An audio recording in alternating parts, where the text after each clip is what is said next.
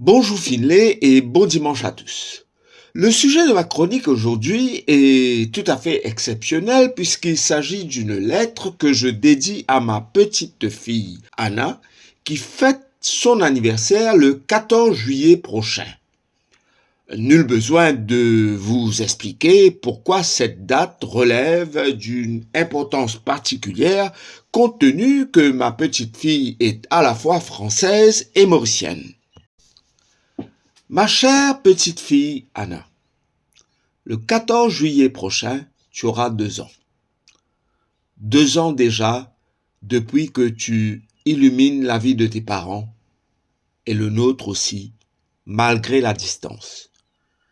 Tu réaliseras bien vite que la date de ta naissance est un jour très spécial en France, commémorant à la fois la prise de la Bastille le 14 juillet 1789 et l'anniversaire de la fête de la Fédération le 14 juillet 1790 au Champ de Mars à Paris.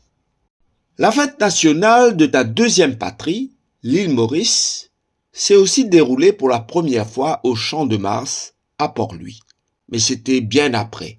C'était un 12 mars 1968.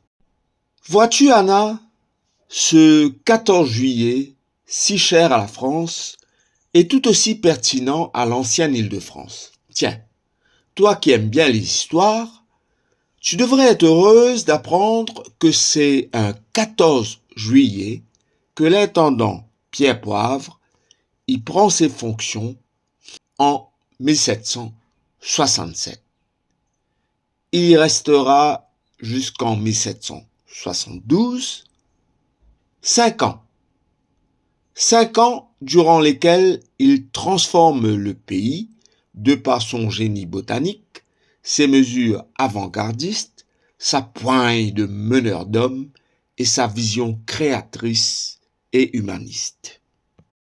Il compte parmi ses nombreuses réalisations le jardin botanique Sessiu Sagar Ramgoolam, premier jardin du genre de l'hémisphère sud, et j'ai hâte de te voir courir dans cet espace verdoyant, véritable fleuron de notre nation, car tu es tout aussi mauricienne que française.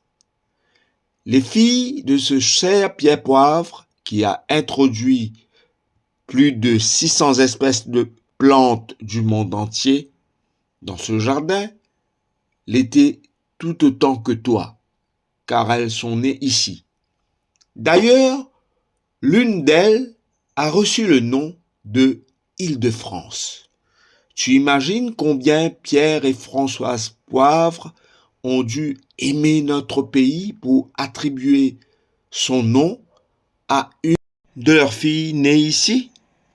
Malgré leur grande différence d'âge, Pierre et Françoise s'aimaient éperdument.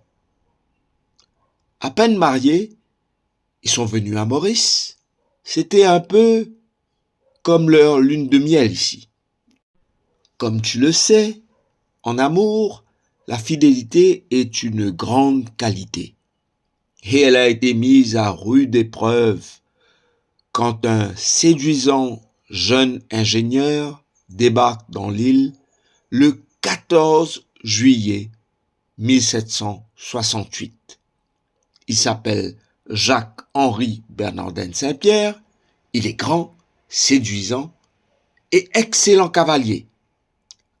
Toutefois, les visites régulières et les nombreuses avances épistolaires du jeune Apollon à Madame Poivre furent vaines. Si bien que 2 ans plus tard, il quitte l'Île-de-France à bord du bateau l'Indien. Avait-il été aidé par un époux jaloux? Qui le sait? Quoi qu'il en soit, Bernardin de Saint-Pierre a le cœur gros, d'autant plus qu'il s'éloigne aussi de la dépouille de son chien favori. Véritable compagnon d'infortune qui a eu le malheur de mourir quelques semaines avant son départ.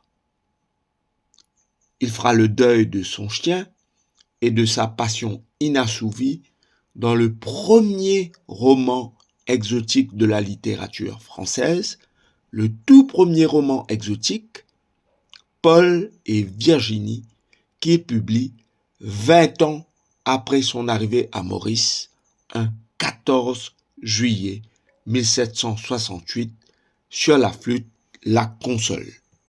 Ce récit contribuera non seulement à mettre notre île sur la carte du monde, mais elle va aussi participer à sa promotion comme une destination pour célébrer l'amour. Un amour inconditionnel comme celui de Paul et Virginie. Un peu contradictoire, non? Pour un homme qui désirait être le favori d'une épouse fidèle. J'étais heureux de découvrir, en allant sur la tombe de Bernardin de Saint-Pierre au Père-Lachaise, que ses deux enfants, qui sont inhumés avec lui, s'appelaient Paul et Virginie. Héros du roman éponyme inspiré de son séjour nostalgique à Maurice, Paul et Virginie ont un chien qui s'appelle Fidèle. Bernardin de Saint-Pierre voulait-il ainsi exprimer la fidélité de ses sentiments pour son égérie et inscrire dans la pérennité de son ouvrage le souvenir de son passage inoubliable à l'île Maurice? Rien ne nous empêche d'y penser. Ce que je retiens toutefois de ces intéressantes histoires débute avec une date de prédilection, le 14 juillet. Vois-tu, Anna, ce 14 juillet, si cher à la France, marque aussi l'attachement viscéral des Mauriciens à la langue française. En 1845, les Anglais avaient décrété que la langue de Molière allait être interdite dans les cours de justice à l'île Maurice. Ce décret allait prendre effet le 15 juillet 1847. La date du 15 juillet avait-elle été choisie pour mieux faire sentir aux francophiles l'agonie du français le 14 juillet? Cela ne serait pas étonnant.